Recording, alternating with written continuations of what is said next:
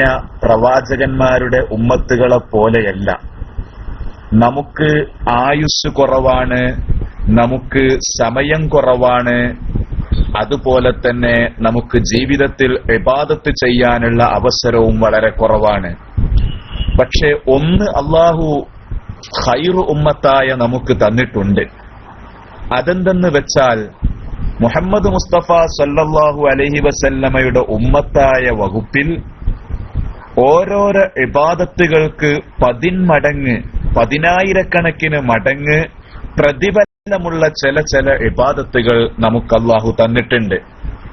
അത്തരം ഇബാദത്തുകൾ നോക്കി അത് അതിൻ്റെതായ സമയത്ത് നിർവഹിക്കേണ്ടതുപോലെ നിർവഹിച്ചു കഴിഞ്ഞാൽ പ്രിയ സഹോദരങ്ങളെ, അള്ളാഹുവിന്റെ മുമ്പിൽ നമുക്ക് രക്ഷപ്പെടാം. അള്ളാഹു ഭാഗ്യം നൽകട്ടെ. അപ്പൊ അതിന്റെ ഭാഗമായിട്ടാണ് അല്ലാഹു തആല ലൈലത്തുൽ ഖദ്ർ തന്നിരിക്കുന്നത്. അതുപോലെ തന്നെ വെള്ളിയാഴ്ചയുള്ള പ്രത്യേകമായ സമയം നമുക്ക് തന്നിരിക്കുന്നത്, പാതിരാ സമയത്ത് നിസ്കരിക്കണമെന്ന് നമ്മളോട് പറഞ്ഞത്, അതൊക്കെ നമ്മളുടെ പ്രതിഫലത്തിന്റെ അക്കൗണ്ട് നല്ലോണം നിറക്കാൻ വേണ്ടിയിട്ടാണ്. അതിന്റെ പുറമെ നമുക്ക് വേണ്ട മറ്റൊരു കാര്യം, നമ്മൾ സമ്പാദിക്കുന്ന ഒരു ഫിൽസ് പോലും, ഒരു നയാ പൈസ പോലും ഹറാമാവാതെ നമ്മൾ നോക്കണം. ജീവിതത്തിൽ സാമ്പത്തിക വിശുദ്ധി ഉണ്ടെങ്കിലേ ഇബാദത്തുകൾ സ്വീകരിക്കപ്പെടുകയുള്ളൂ.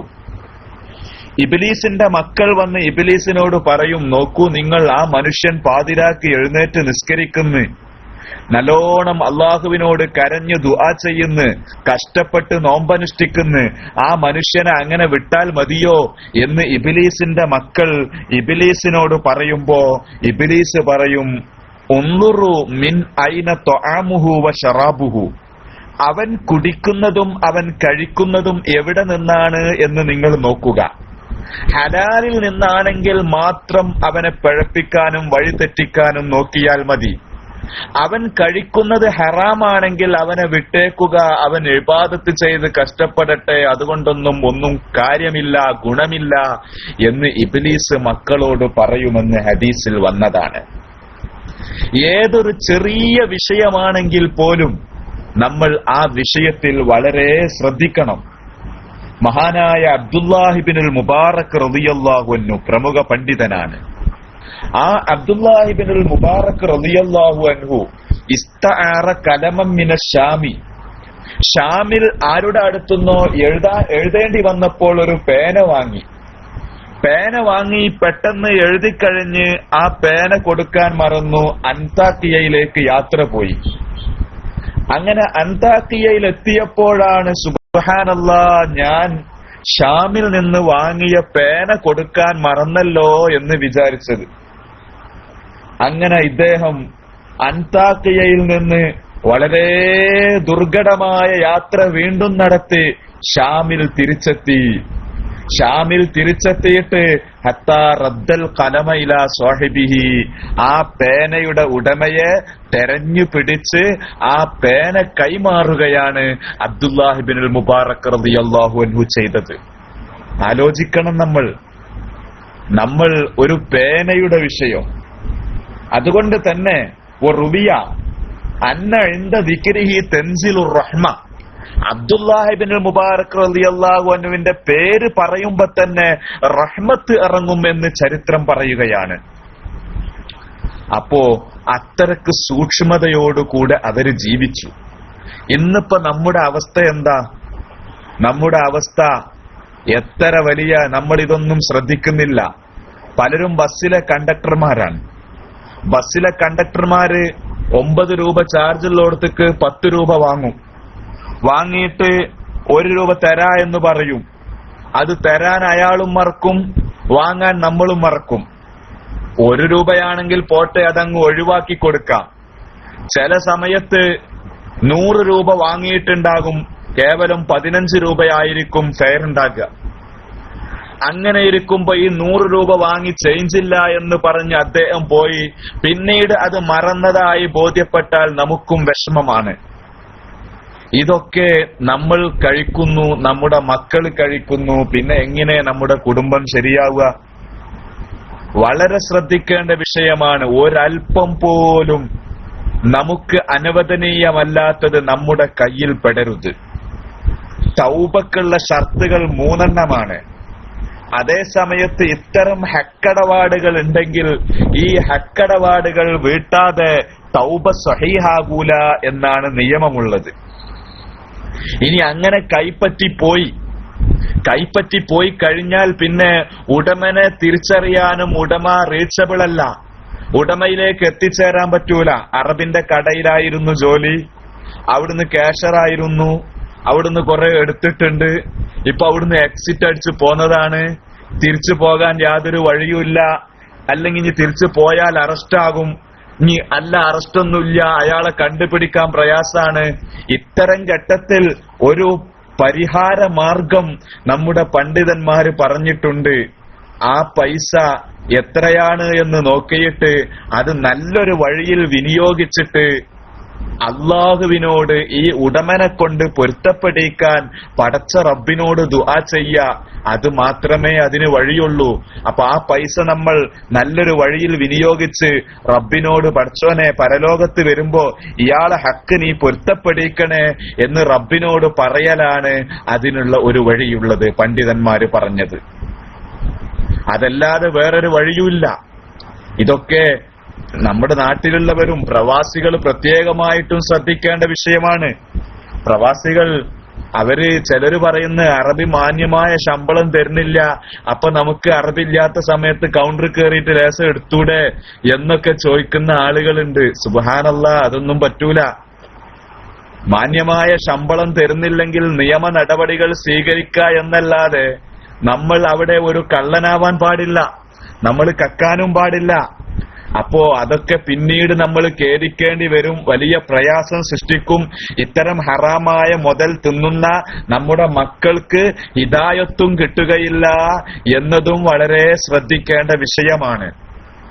ഇരിക്കട്ടെ, ഏതായാലും ഈ ഹലാലായ ഭക്ഷണമുണ്ടെങ്കിലേ ഇബാദത്ത് സ്വീകരിക്കപ്പെടുകയുള്ളൂ എന്നുള്ളത് നബി സല്ലല്ലാഹു അലൈഹി വസല്ലമ വ്യക്തമായി നമ്മെ പഠിപ്പിച്ചതാണ്. അന്നൊരിക്കെ വിദേശത്ത് പോയപ്പോ, ദുബൈയിൽ പോയപ്പോ, അവിടെ ദുബൈയിൽ എന്റെ ഒരു കൂട്ടുകാരൻ, ഒരു ഫൈസി ഉസ്താദ്, അദ്ദേഹം നാത്തൂറാണ്. നാത്തൂർ എന്ന് പറഞ്ഞാൽ കാവൽക്കാരൻ. അപ്പൊ അദ്ദേഹത്തിന് 1000 ദിർഹമേ ശമ്പളമുള്ളൂ. 1000 ദിർഹം തന്നെ വളരെ കുറച്ച് പൈസയാവുള്ളൂ. അപ്പൊ അദ്ദേഹം എന്നോട് ചോദിച്ചു, ഇവിടെയുള്ള ഈ ഫയർ സർവീസിന്റെ റൂമും അതുപോലെ കാലിയായ റൂമും എല്ലാം എന്റെ കയ്യിലാണുള്ളത്. അർബാബ് അറിയാതെ എനിക്ക് രാത്രി ആരെങ്കിലും താമസിക്കാൻ വേണ്ടി ഹെൽപ്പിന് വേണ്ടി വന്നാൽ അർബാബ് അറിയാതെ അദ്ദേഹത്തിന് സൗകര്യം ഒരുക്കിക്കൊടുത്തിട്ട് എനിക്ക് ബ്ലാക്കിൽ പൈസ ഉണ്ടാക്കാൻ പറ്റുമോ എന്ന് ഈ ഫൈസി ഉസ്താദ് എന്നോട് ചോദിച്ചിരുന്നു. ഞാൻ പറഞ്ഞു, അത് പാടില്ല. അർബാബ് തടഞ്ഞിട്ടുണ്ടെങ്കിൽ, അർബാബ് അറിഞ്ഞാൽ നിങ്ങളെപ്പറ്റി മോശമായി ചിന്തിക്കുന്ന, എതിർക്കുന്ന ഒരു വിഷയമാണെങ്കിൽ നിങ്ങൾ അത് ചെയ്യാൻ പാടില്ല. നമ്മളെ വിശ്വസിച്ച് ഏൽപ്പിച്ച അമീനാണ് നമ്മൾ ഒരിക്കലും അവിടെ ഖിയാനത്ത് കാണിക്കാൻ പാടില്ല, വഞ്ചന കാണിക്കാൻ പാടില്ല എന്ന് അദ്ദേഹത്തോട് പറയുകയുണ്ടായി. അതുപോലെ ഇത് പല വിഷയങ്ങൾ ശ്രദ്ധിക്കണം. മറ്റൊരു കടയിൽ അവിടെ വൈഫൈ സൗകര്യങ്ങൾ ഉണ്ടാക്കിയിട്ടുണ്ടാകും. ആ വൈഫൈ സൗകര്യം അതിന് ബില്ലടക്കുന്ന വ്യക്തി മറ്റൊരു വ്യക്തിയായിരിക്കും. അയാൾ അറിയാതെ അത് ഉപയോഗിക്കുന്ന ആൾ നമ്മുടെ കൂട്ടുകാരനാണ് എന്ന നിലക്ക് അയാളുടെ അടുത്തുനിന്ന് നമ്മൾ പാസ്വേഡ് മനസ്സിലാക്കി നമ്മൾ ആ വൈഫൈ ഉപയോഗിക്കൽ തെറ്റാണ്.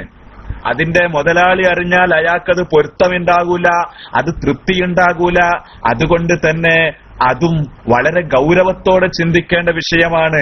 ഓരോ എംബിക്കും, ഓരോ കെബിക്കും, ഓരോ ജിബിക്കും വിടുന്ന ഓരോ പിക്ചറിനും റബ്ബിനോട് സമാധാനം പറയണം എന്നുള്ള ആ ഒരു ബോധം നമുക്കുണ്ടാവണം.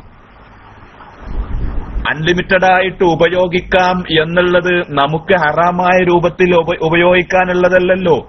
അത് ആരാണോ അതിന്റെ സബ്സ്ക്രൈബർ ആയിട്ടുള്ളത് അവർക്ക് ഉപയോഗിക്കാനുള്ളതാണ്. അല്ലെങ്കിൽ നമ്മൾ അവരുടെ വക്കൽ നിന്ന് അനുവാദം വാങ്ങണം. ഇതൊക്കെ ജീവിതത്തിൽ ശ്രദ്ധിക്കേണ്ട വിഷയമാണ് പ്രിയപ്പെട്ട സഹോദരങ്ങളെ.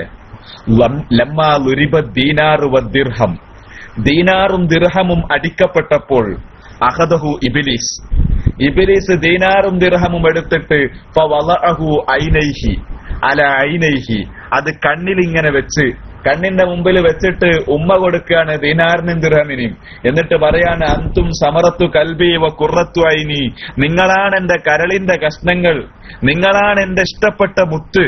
ദിർഹമിനും ദീനാറിനും നോക്കിയിട്ട് പറയാണ് ബിക ഉത്ഗി വ ബിക ഉദ്ഖിലുന്നാർ, ഇതുകൊണ്ടാണ് ഞാൻ ജനങ്ങളെ പിഴപ്പിക്കുക, ഇതുകൊണ്ടാണ് ഞാൻ ജനങ്ങളെ നരകത്തിലേക്ക് എത്തിക്കുക എന്ന് ഇബ്ലീസ് പറയുകയുണ്ടായി. ദിർഹമും ദീനാറും, കറൻസി, റിയാല്, ദിർഹം, ഇതൊക്കെയാണ് നമ്മളെ നരകത്തിലേക്ക് കൊണ്ടുപോകുന്നത്.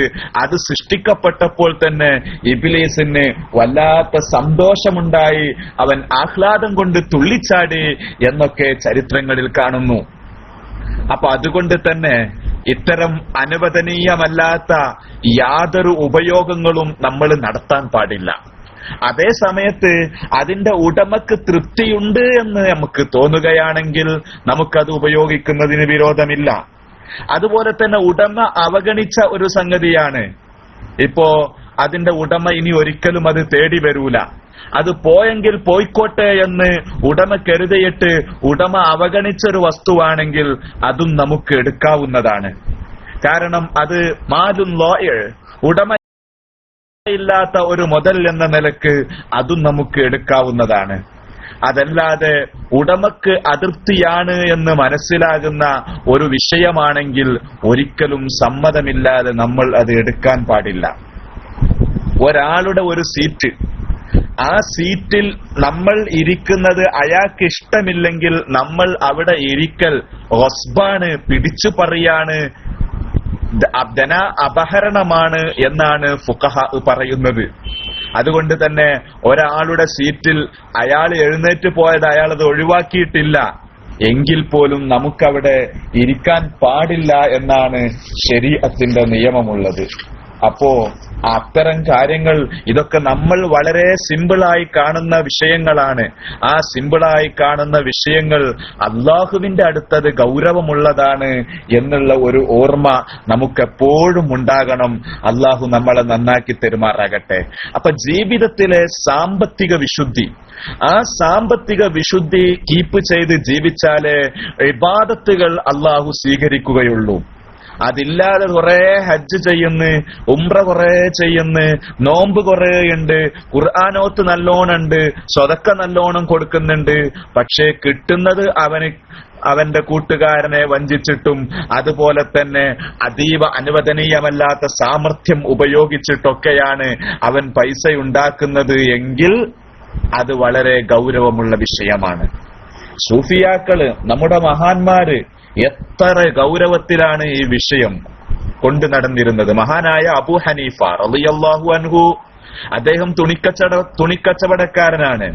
തുണിക്കച്ചവടക്കാരനായ അബൂ ഹനീഫ റളിയല്ലാഹു അൻഹു കച്ചവടം ചെയ്യാൻ വേണ്ടി നല്ല ഒരു ഊർജ്ജസ്വലനായ ചെറുപ്പക്കാരനെയാക്കി അബൂ ഹനീഫ തങ്ങൾ ദർസ് നടത്താൻ പോവുകയാണ്. ദർസ് കഴിഞ്ഞ് തിരിച്ചു വന്ന് നോക്കുമ്പോൾ എന്താ, കടയുടെ മുമ്പിൽ ജനനിബിഡമായിട്ടുണ്ട്, ജനസാന്ദ്രത കാണുന്നുണ്ട്, തുണിയെല്ലാം നല്ലോണം വിറ്റഴിക്കപ്പെടുന്നുണ്ട്. അബൂ ഹനീഫ തങ്ങൾ ശ്രദ്ധിച്ചൊന്നിങ്ങനെ നോക്കുമ്പോൾ ഈ കുട്ടി നല്ല ഈണത്തിൽ സ്വലാത്ത് ചെല്ലുകയാണ്. ഈ സ്വലാത്ത് കേൾക്കാൻ വേണ്ടി ആളുകൾ തടിച്ചുകൂടിയിരിക്കുകയാണ്. അതിനിടയിൽ അദ്ദേഹം ബിസിനസ് പൊടിപൊടിക്കുകയാണ്. അബൂ ഹനീഫ റളിയല്ലാഹു അൻഹു അന്താളിച്ചു നിന്നുപോയി. എന്നിട്ട് അബൂ ഹനീഫ തങ്ങൾ ചോദിച്ചു, മോനെ ഇന്ന് നല്ല കച്ചവടമുണ്ടായോ? നല്ല കച്ചവടമുണ്ടായി. എന്നാൽ മോനെ, ആ പൈസ മുഴുവൻ ഇങ്ങോട്ട് എടുക്ക്, അത് മുഴുവൻ ഞാൻ കൊടുക്കുകയാണ്, സ്വതക്ക ചെയ്യുകയാണ്. അള്ളാഹുവിന്റെ റസൂൽ സല്ലല്ലാഹു അലൈഹി വസല്ലമയുടെ പേരിലുള്ള സ്വലാത്ത് ഈ സാധുവായ അബൂ ഹനീഫയുടെ തുണിക്കച്ചവടം, തുണികൾ വിറ്റഴിക്കാനുള്ള ഒരു മാധ്യമമാക്കാൻ പാടില്ല എന്ന് അബൂ ഹനീഫ റളിയല്ലാഹു അൻഹു പറയുകയുണ്ടായി. ഗൗരവാണ്. ഇപ്പൊ നമുക്കിപ്പോ സലാത്ത് നമ്മൾ എങ്ങനെയൊക്കെ മിസ്യൂസ് ചെയ്യുന്നത്.